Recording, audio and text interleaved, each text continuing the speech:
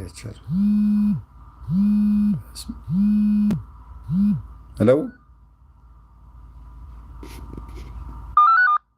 Hello?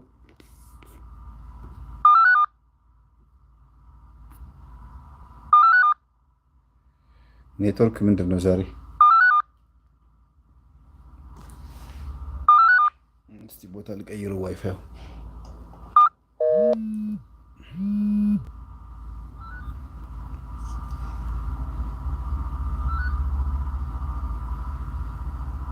ኔትወርክ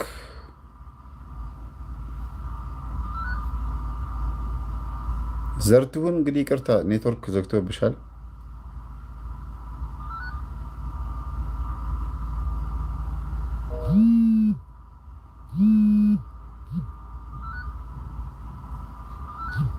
ሄሎ ሄሎ። አቤት። ጤና ይስጥልኝ መምህር፣ እንዴት ነህ? እግዚአብሔር ይመስገን። ሰላም ነሽ? እግዚአብሔር ይመስገን። አይ ዘንድሮ ቀንቶኛል ማለት ነው። ይሄ ሁለተኛዬ ነው ስደውልልህ። አዎ ይሁን፣ ችግር የለውም። እንኳን ደህና መጣሽ።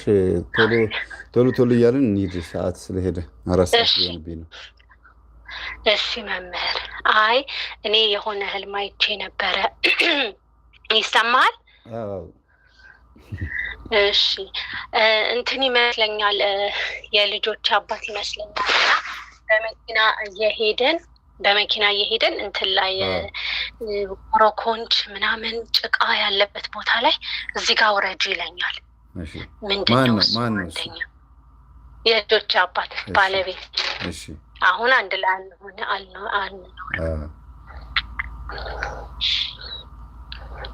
ጨረስ ምንድን ነው? ሌላም እሱ አንደኛ እሱ ነው። ቆይ አንደኛ ሁለተኛ ሳይሆን የራሱ ህልሙ አለቀ። አሁን የነገርሽኝ? በመኪና እየሄድን እሱ ነው በመኪና የሚወስድ። ፈታሹ እኮ ህልሙን እኮ ራስሽ ፈታሹ። አሁን ተለያይተናል አልሽኝ እኮ ነው። ከተለያያችሁ በኋላ ነው ያየሽው ወይስ በፊት ነው ያየሽው? አይ አሁን ያየሁት ከተለያየም በኋላ። ከተለያያችሁ በኋላ። ስለዚህ በሱ ውስጥ አብቅቶለታል ማለት ነው። በነገራችን ላይ ጭቃ ምናምን ያለበት ቦታ ላይ ውረጅ ማለቱ በሱ በኩል የተዘጋብሽ የሆነ እድል ነበረና ከኔ ስሜት ውጭ በቃ እኔ ከኔ ማንነት እንግዲህ መኪና ስጋ ነው ስሜት ነው ብያችኋለሁ፣ ትራንስፖርቴሽን እና ከኔ ውጭ በቃ እኔ ውስጥ ነው እድልሽ የተዘጋጋብሽ፣ የራስሽ ህይወት አለሽ፣ ሌላ ህይወት አለሽ እያለ እየተናገረ ነው። ገባሽ? ስለዚህ ምናልባት እንግዲህ ተይዘሽ የነበርሽበት ሁኔታ ተለቋል ማለት ነው። ጭቃ በተፈጥሮ በቤተ ክርስቲያናችንም ሆነ በዓለማዊ ሲፈታ ሲሳይ ነው ይባላል። ግን ሲሳይነቱ እኛ ጭቃ ሲባል እንላለን። በተለይ ከተማ ሰዎች ጭቃ ሲባል ግን ዘር ሲዘራም ሆነ ማንኛውም አትክልት ሲበቅል ምንም ነገር ሲሆን ያለ ውሃ አይሆንም እና ምንም ነገር ሲደረግ ከእርጥበት ጋርና እርጥብነቱን ነው የሚያሳየው። አንቺ ብትወርጂ እርጥብ ነው የሚያጋጥምሽ፣ ጥሩ ነገር ነው እና ከሱ እንዴት ይህን ሁሉ መንገድ ሄደን እዚህ ኮረኮንች ጭቃ ላይ እንዴት ወረጅ ትለኛለህ እለዋለሁ። በቃ መኪናውን ያቆመዋል። በነገራችን ላይ የተለያያችሁት በምንድን ነው? በሩካቤ በምናምን ነው ወይም ደግሞ 32ኛ ላይ ላይቭ ላይ መጀመሪያ ኦማይ ጋድ ያልኩት ልጅ ነኝ የሆነ ጊዜ ትዝ ካለህ አይደል ነው። ስለዚህ እንደውም ስለ ጋድ እና ስለምን ኤክስፕሌን አረክልን። ኦኤምጂ ኦማይ ጋድ ራሱ አጣውና ኦኤምጂ መጣመር ኦኤምጂ እንደዛ ብለህ ነገርከን። እና መኪናውን ማቆሙ ራሱ የሚያሳየው ከአንቺ ጋር ያለውን ነገር በቃ ቀጥ ብሎ ማቆሙ ነው። ምንም ነገር መቀጠል አይፈልግም ከአንቺ ጋር አብሮ እየሄደ ውረጂ ማለቱ ሊፋታ መፈለጉን ፕሮሰስ ውስጥ እንደነበረ ነው። ከዛ በኋላ ግን አንቺ ከሱ መኪና ወርደሽ ነው በህልምሽ የነቃሽው ወይስ ሳትወርጂ ነው የነቃሽው? በቃ ውረጂ ብሎ በሩን ከፈተልኝ። በቃ ውረጂ እንዴ ይሄን ሁሉ መንገድ በቃ ነቃሁኝ እኔ እንደዛ እያለኝ። ስለዚህ አንቺ አልቆረጠልሽም ማለት ነው። አሁን አልተለያያችሁ ማለት በውስጥሽ ትዳሩ መቀጠል ትፈልጊያለሽ ማለት ነው? እኔ ጸልያለሁኝ ግን ያው ያለቀ ነገር ነውና ግን ጸልያለሁ። ከእግዚአብሔር ፍቃድ ውጭ የሆነ ትዳር ሊሆን ይችላል የነበረው፣ ግን ወልዳችሁ ምናምን ከሆነ አይነ ጥላ ትሆናለች። ውረጅልኝ ያለች ይሆናል እንግዲህ ትሆናለች ውረጅልኝ አለች። ግን የሚገርመው ነገር ስትወርጂ በረከት እንዳለሽ ነው የሚያሳየው። ከፊት ለፊትሽ በጣም እርጥብ የሆነ ደስ የሚል ጨለማ ነው ወይስ ብርሃን ነው የነበረው? ብርሃን ሆኖ ግን ጭቃና ኮረኮንች ነው። ብርሃን ነው፣ በቀን ነው። አስፓልቱን እኮ ሄደናል እና አድርሶኛል። በቃ እኔ ከዚህ በኋላ አልገባም ይለኛል። አስፓልት ማለት እንግዲህ ሰው ሰራሽ መንገድ ነው። በነገራችን ላይ የተዋወቃችሁት በሰው ነው እንዴ? አይ በራሳችን ነው፣ በትምህርት ቤት ነው። የተጣላችሁትስ? ያው በሱ ነው፣ በራሱ ችግር ነው። በሱስ ምናምን። ስለዚህ ሁለታችሁ ረጅም መንገድ መታችኋል። አስፓልት እንግዲህ ረጅም መንገድ ነው። ረጅም መንገድ መታችኋል። ከዛ ኮረኮንቹ ጋር ሲመጣ አልተመቸውም። እሱ የሚፈልገው ምቾትና ድሎት፣ በአስፓልቱ ላይ መሄድ፣ መኪናዋ ፈሰስ ብላ እንድትሄድ ነው የሚፈልገው። ክረምት አይወድም ወይም ደግሞ ጭቃ አይወድም በሱ እሳቤ ውስጥ፣ ወይም ደግሞ ኮረኮንቹን አይፈልገውም እና ወረጅልኝ አለ በቃ። እሺ ሌላ አንድ ደግሞ ልቀጥል። እንዴ አለ አንድ ደግሞ ምንድን ነው የሆነ ጥቁር ሰውዬ እያባረረ ይመስለኛል።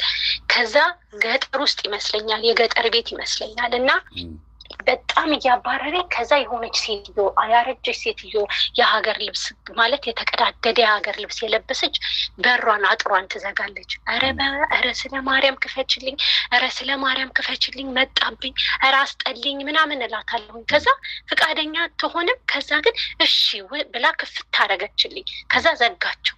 ውይ አመሰግንሻለሁ አዳንሽኝ ልና ከዛ በጊቢ እሺ ትለኝና ጎጆ ቤት ነገር ውስጥ ስገባ አንድ የሚያምር ቀይ ሕፃን ልጅ ተኝቶ እንዴ ይሄን ወልደሽ ነው ልጅሽ ነው እንዴት ያምራል እያልኩኝ ከሱ ጋር እያጫወትኩት ደግሞ አየሁ። ወደ ገጠር አካባቢ ነው አይደል? ወደ ገጠር ነው የሚያሯሯጠኝም ሰውዬ እንደዛ ነው። በቃ ወደ ህይወትሽ እጅግ በጣም ደስ የሚል የሆነ ግን የማትጠብቂው የተናቀ የሆነ ላይፍ ህይወት ውስጥ ያለ የሆነ እድል አለሽ። ሴት መሆኗ እንግዲህ ማን እንደሆነች ባይታወቅም ልብሷ መቀዳደዱ፣ በሯን ዘግታ መቆሟና ክፈችልኝ ማለትሽ የሚያባርርሽ የነበረው ከሚያባርርሽ የምትድኘው ማንም ሰው እቺ ሴትዮ ለሰው መፍትሄ ትሆናለች ተብሎ የማይገምታት ስሟ የጠፋ ልብስ መቀደድ ማለት በሰው ዘንድ ቦታ አለማግኘት፣ ገበናው የተገለጠ የተዋረደ ወይም ደግሞ ችግር ያለበት ተብሎ የሚታሰብ ሰው የበለጠ ደግሞ ክፈችልኝ እባክሽ መቀዳደሉን እያየሽ እባክሽን እርጅኛ ግዢ ስትያት ደግሞ እሺ ብላ ማስገባቷ። እዛ ስትገቢ ግን አንቺ ሳትንቂያት ወደ ህይወቷ ሳትንቂያት ማለት ነው ወደ ህይወቷ ገብተሽ ቤቷ ገብተሽ ስትገቢ ደግሞ የበለጠውን ህፃን ልጅ አየሽ። ያ ህፃን ልጅ ደግሞ መንፈስ ቅዱስ ነው። ስለዚህ እግዚአብሔርን የምታገኘው በጣም ዝቅ ብለሽ ድሃን በማክበር ወይም ደግሞ በአንቺ ህይወት ውስጥ የናቅሻቸው ማንነቶች ካሉሽ ያቺ የተቀዳደለች ሴትዮ ራስሽም ልትሆኝ ትችያለሽ። እና የዘጋሽው በር ደግሞ ለእግዚአብሔር አልከፈት ያለ ልብ አለ አንቺ ጋር የሆነ የዘጋሽው በር አለ የሆነ ማለት ስጋ ደግሞ አልከፍት ያልሽው ለእግዚአብሔር እምቢ ያልሽው አንድ የሆነ ፓርት አንተንም አይቻለሁ። አንዴ ነይ ትለኝና አሁንም ገጠር ውስጥ ነው መምህር እና ነይ ትለኛለህ። እመጣለሁ ደርሼ እላለሁ። ከዛ አጥሩን ታጠብቅብኛለህ እና አስገባኝ እንጂ የመጣሁን ደርሼ እዚህ ደርሰን እልሃለሁ። ቆይ እያልክ ታረሳሳኛለህ። አጥሩን እያጠበቅብኝ አንተ በአደር ሳይድ ነው ያለኸው፣ እኔ በዚህ ሳይድ ነኝ ያለሁት እና ቆይ እያልክ አጥሩን ጥብቅ ታደርግብኛለህ። ታዲያ በምን ልክ አስገባኝ እንጂ እልሃለሁ። ወደ አንተ እንዳልመጣ እንደዛ ታደርግብኛለህ። ቆይ እያልኩኝ ማለት ያልጨረሽው ነገር አለ ማለት ነው። ዓለም ላይ የሆነች ያልጨረሻት የሆነች ፓርት አለች ማለት ነው። የሆነች ኃጢአት ትሁን ገንዘብ፣ የፍርድ ቤት ጉዳይ፣ አንድ የምትከራከሪያት የሆነች እልህ ጸባይ እሷ ናት። ባለፈው ስናወራባት አልነበረ? እሷ ናት።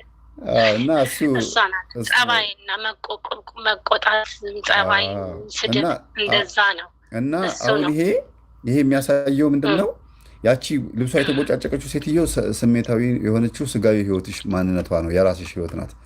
እባክሽ በሩን ክፈችልኝ ብላ የምትለምነው ደግሞ ነፍስ ናት። መዳን ትፈልጋለች። የሆነ የሚያባራት አውሬ አለ። ከዛ ደግሞ እቺ የተጎዳችውን ሴትዮ ሳትንቂያት የተቦጫጨቀ ልብሷን እንግዲህ ያሳለፍሽው ህይወት ምናልባት በሰው ዘንድ አንዳንድ ቦታ ላይ ያስናቀሽ ያሰደበሽ የሆነ ህይወት ይኖርሻል፣ ወይም ደግሞ ሰዎች አንቺን የገመቱበት የሆነ ህይወት ይኖርሻል። የተቦጫጨቀ ልብስ ማለት በሰው ዘንድ የሆነ ቀዳዳ የሆነ አካልሽን ገላሽን ሊያሳይ የሚችል ማንነትሽን ሊያሳይ የሚችል ደካማ ጎን አለ ተመዝግቦ፣ ይሄ እሷ እኮ እንደዚህ ናት ተብሎ ስምሽ የጠፋበት የሆነ ቦታ ያንን ማንነትሽን ወደኋላ መለስ ብለሽ ማየት እንደሚገባሽ፣ ከዛ ጥሰሽ ስትገቢ ግን ወደ ውስጥ ስትገቢ ግን እጅግ በጣም በጣም በጣም እድለኛነትሽ የሚያሳየው የእግዚአብሔር መንፈስ ቅዱስ ወይም ደግሞ በ40 እና በ80 ቀን የታተምንበት የስላሴ ልጅነትሽ እዛ ውስጥ ታገኘዋለሽ። ህፃኑ መንፈስ ቅዱስ ነው። እሺ ሌላ ደግሞ ምንድነው ያየሁት ኮንሰርት ውስጥ ይመስለኛል ወደ ልብሽ መመለስ እንዳለብሽ የሚያሳይ ነው። ይሄ እንዳትረሽ እሺ። እሺ መምህር፣ ሌላ ደግሞ ኮንሰርት ውስጥ ሆኜ ይመስለኛል ጭፈራ ምናምን አለ እና በጣም ብዙ ሰው አለ። ከዛ አንተ ባለቤትህ ልጆችህና እንትናም ያለች ይመስለኛል ማናት እሷም ነጠላችሁን አርጋ ሰላምም እሌኒም አለች እና ነጠላህን አርገህ ነው የመጣኸው አርገህ የምታስተምረው። ምን ትሰሪያለሽ እዚህ ምን ትሰሪያለሽ? እዚህ አንቺ ቦታ ነው ይሄ ቦታሽ ነው ትለኝና እጄን ይዘክ ፍልቅቅ አድርገህ እጄን ይዘክ ዘህኝ ስትወጣ አየሁን። ይሄ ቦታሽ አይደለም ለአንቺ ቦታ ይሄ አይደለም ብለክ እጄ ይዘህ ተከታትለን ስንወጣ አየሁን። እኔ ማለት ትምህርቱ ነው ብያለሁ ቅድም። እኔን ካያችሁኝ የምለቀው ትምህርት ነው ማለት ነው እንጂ እኔ አይደለሁም። ልጆቼን ማየት ማለት ደግሞ በልጆቼ ቤተሰቦቼ ማለት ደግሞ አንቺ ልትኖር የሚገባሽ እንግዲህ አጠቃላይ ልጆቹ የሚያስተላልፉት ትምህርት አለ፣ የሚዘምሩት መዝሙር አለ። ያንን ነገር እዩና ከዛ ያለ ቦታሽ ነው ግን ያለሽው። ይሄ ኮንሰርቱ የሚያሳየው በውስጥሽ ያለውን ጫጫታ ነው የሚያሳየው። አንቺ ውስጥ ያለውን ዓለማዊ የኃጢአት ቀጠሮ አለ ማለት ነው። ልክ ሰርግ ሲኖር የሆነ አመት በዓል ገና ፋሲካ ምናምን ሲፈሰግ ናይት ክለብ ምናምን ትንሽ አንዳንድ ጊዜ ኤፕ ምናምን ቡጊ አለ መሰለኝ እንግዲህ አይደለም ራሱ አለ ሳይሆን የኃጢአት ቀጠሮ በአንቺ ውስጥ ወደ እግዚአብሔር የማያስጠጋ የሆነ ልጨርስ ብለሽ ያቀድሻቸው ነገሮች አሉና መገኘት የማይገባሽ ቦታ አንዳንድ ጊዜ ሳትብለሽ ትገኝ ይሆናል።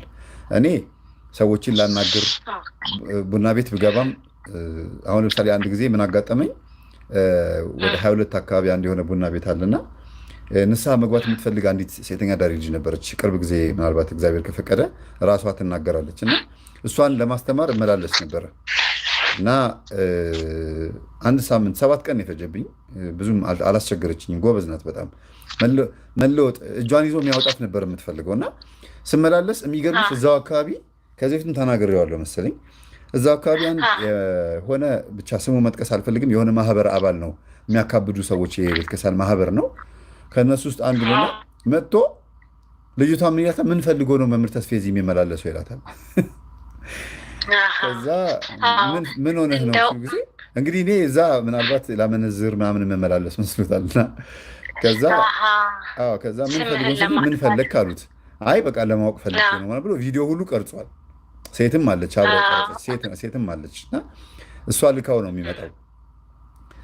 ከዛ መጨረሻ ላይ ልጅቷ እዛ ቤት ቡና ቤት ትሰራ የነበረችው ልጅ ነጠላ ለብሳ ጸበል ቀርታ ስትመላለስ ማማይሻት እና በጣም ደነገጠች። እርግጠኛ ነኝ መምህር ተስፋዬ ሊያስተምርሽ ነው የሚመጣው ማለት ነው አለቻት።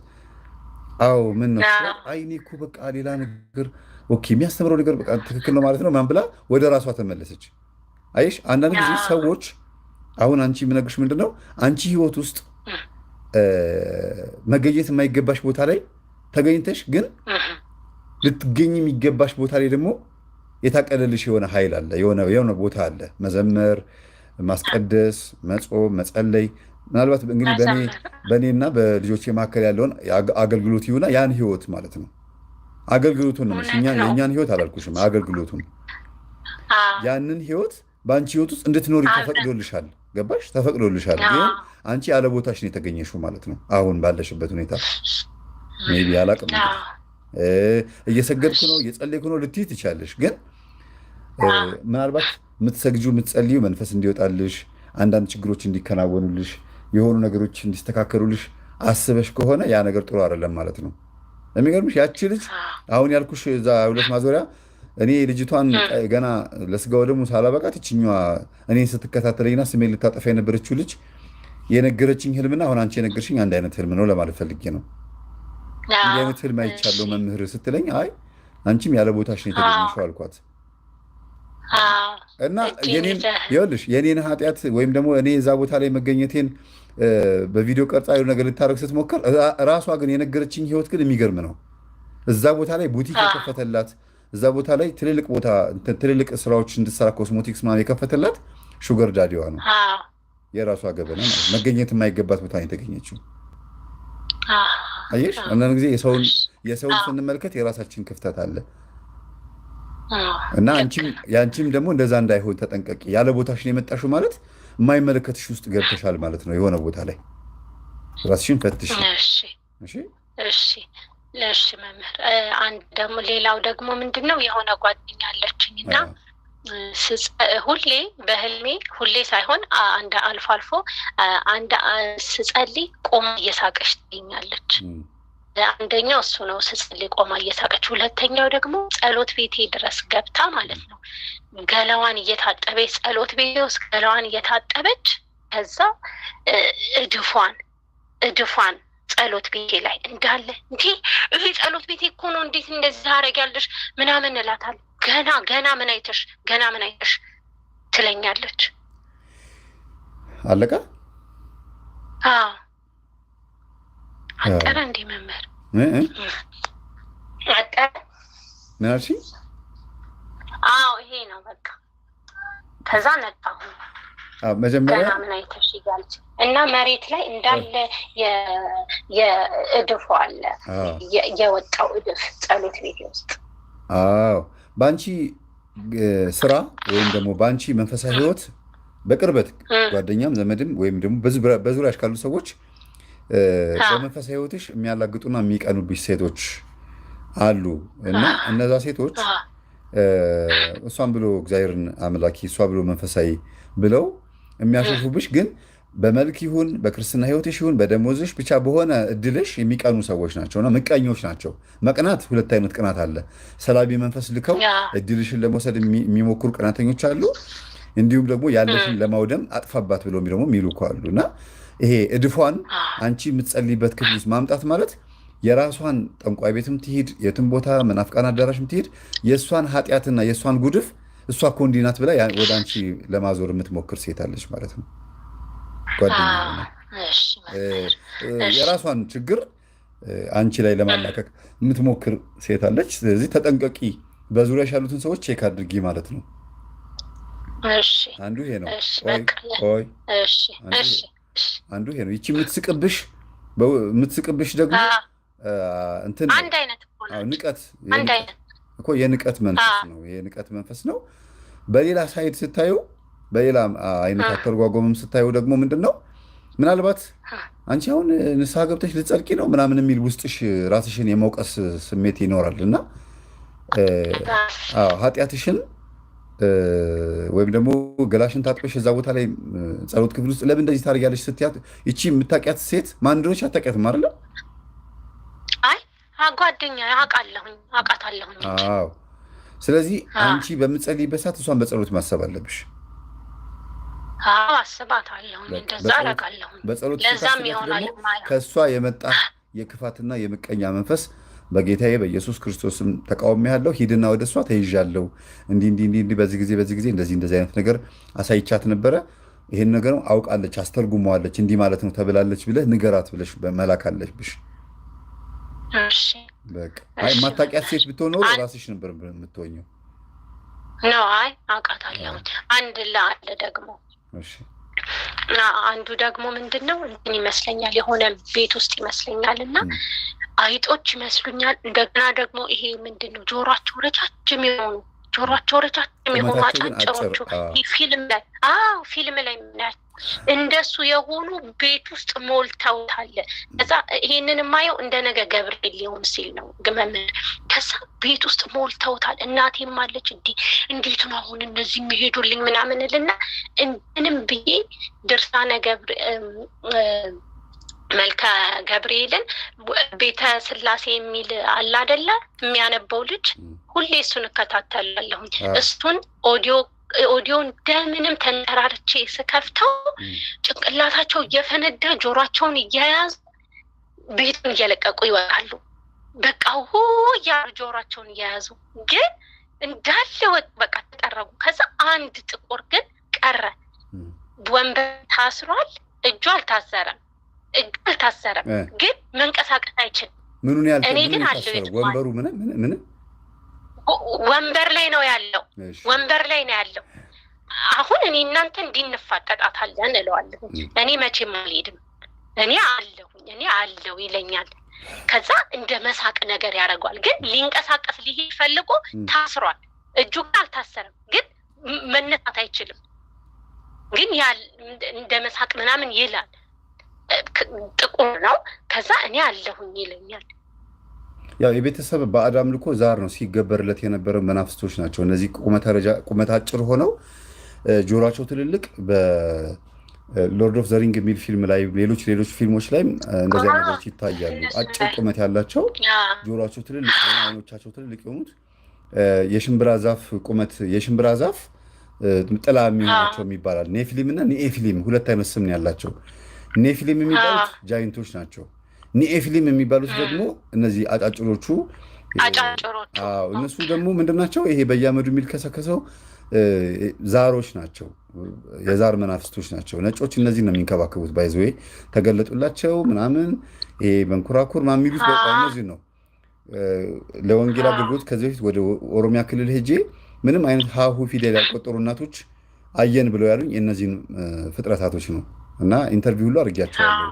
ትንሽ ለብሔሩ ትንሽ ያው ጥሩ አይደለም ቪዲዮን ሳቀርበው ብዬ ስላሰብኩኝ ነው እንጂ ከባድ ነው። ከቤታችን ጓሮ አመድ ላይ መጥተው ተሰወሩብኝ ያሉት የሚልከሰከሱ ናቸው።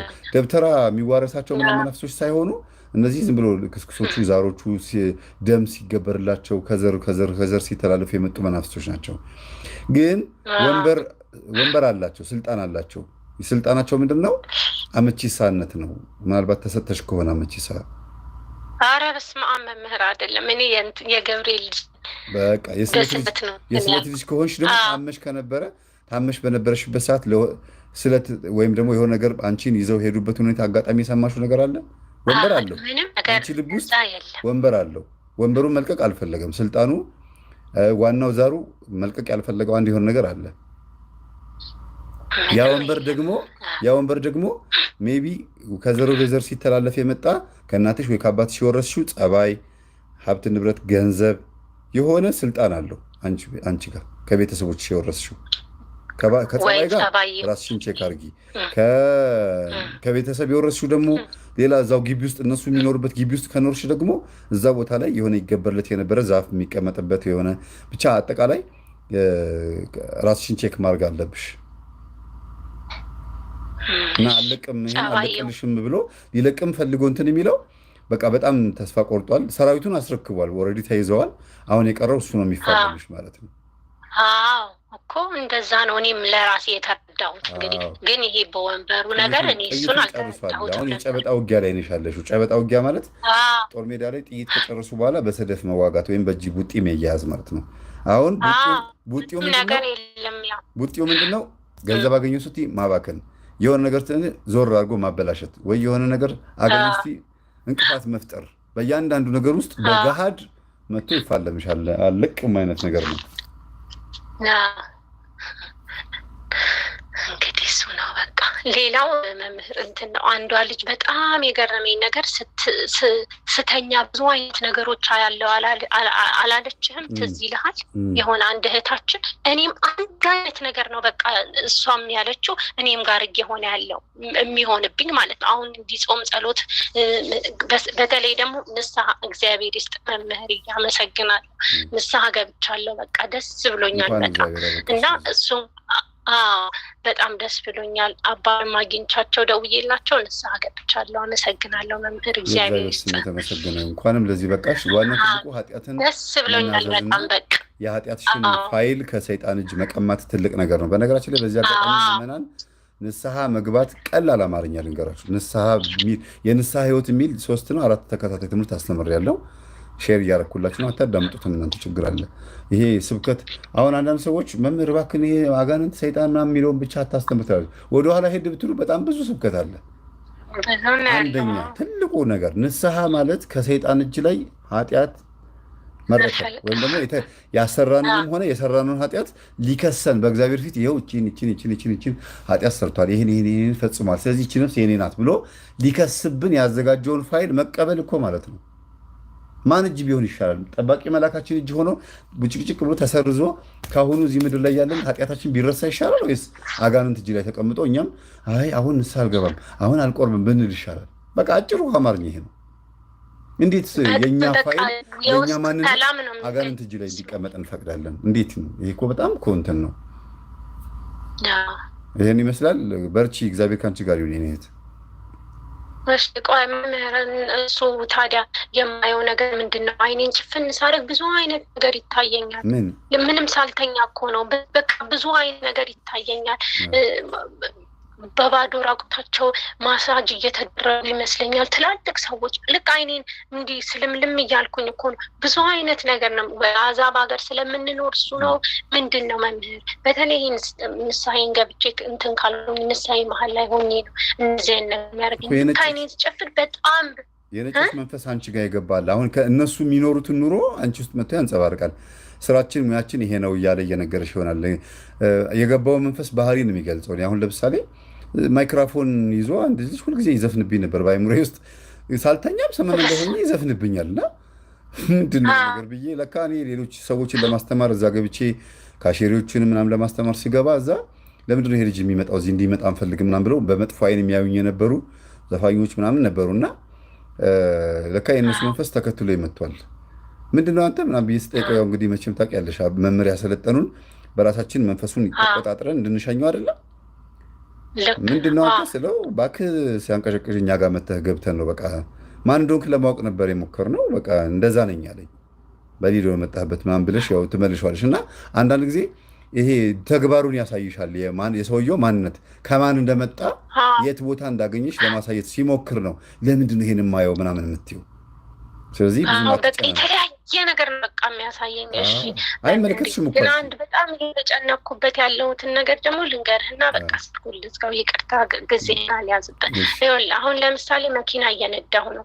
መኪና እየነዳሁ ልጆችን ከኋላ አድርጌ ግጭቱን ያሳየኛል። በቃ እንዴት እንደምንጋጭ እንዴት መኪናው ጎ ብሎ እንደሚጮህ ምናምን ትልብኛል አይምሮዬ። ምኞትን እኮ ነው የሚያሳየው ነው እንዴ?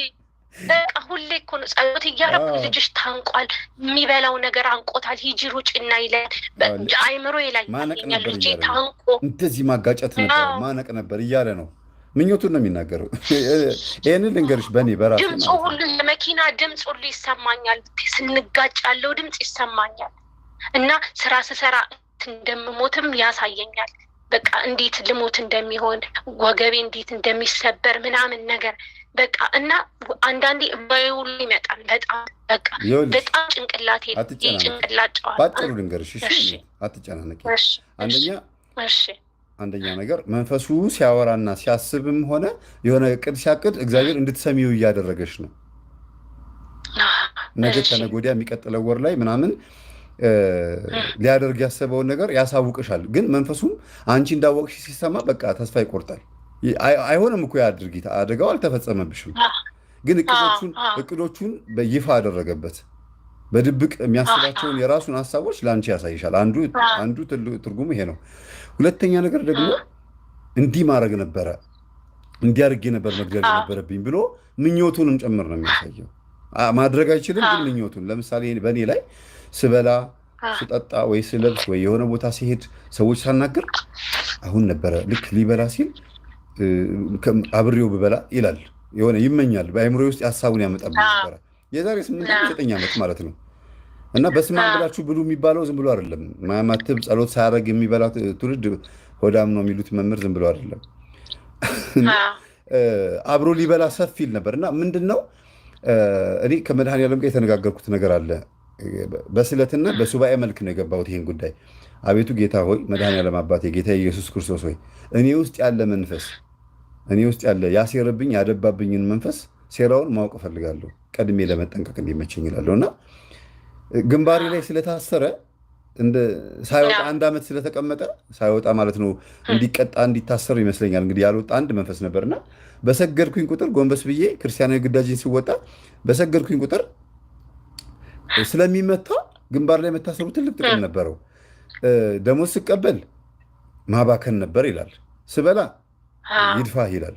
በቃ በፊት ያረገው የነበረውን ነገር አሁን ማድረግ አልቻለም። ሲያምርህ ይቅር አይነት ነገር ሆነበት እና እንተዋውቃለን። ሀሳብ ላይ ያመጣብኛል እንጂ የእሱ ንግግር እንደሆነ አውቃለሁ።